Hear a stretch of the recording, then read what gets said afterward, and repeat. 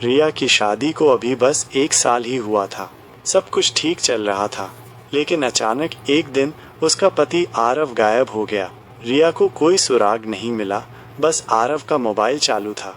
रिया हर रोज call करती, लेकिन हमेशा एक ही ऑटोमेटेड आवाज़ आती, इस समय ग्राहक उपलब्ध नहीं है। अनजानी आवाज़। कई दिनों तक यही सिलसिला चलता रहा। फिर एक दिन रिया ने फिर से फ़ोन लगाया और इस बार कॉल उठ गया। उधर से एक बूढ़ी औरत की कांपती आवाज़ आई, तुम फिर से इस नंबर पर क्यों कॉल करती हो?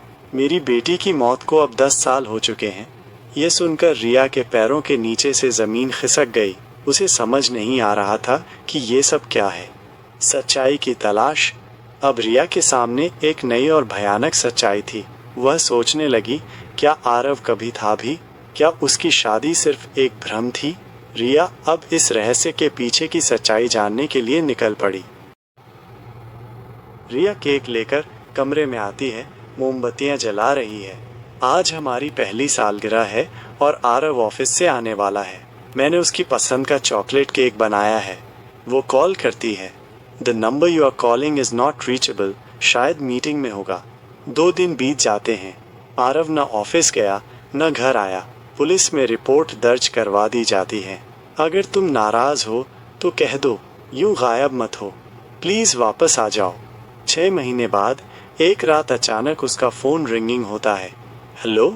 उधर से एक बूढ़ी औरत की कांपती आवाज़ आती है, तुम बार बार इस नंबर पर क्यों कॉल करती हो? मेरी बेटी की मौत को 10 साल हो गए हैं।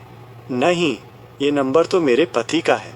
रिया फ़ोन कंपनी जाती है, नंबर की डिटेल निकलवाती है। सामने आता है, इस नंबर पर आखिरी बार कॉल आरव ने 2015 में की थी। रिया, लेकिन मेरी शादी तो 2024 में हुई थी। रिया उसी जगह जाती है जहां आरव पहली बार मिला था, रेलवे स्टेशन। वहां पूछताछ करने पर पता चलता है, आरव नाम का कोई लड़का यहां 3 साल पहले आत्महत्या कर चुका है।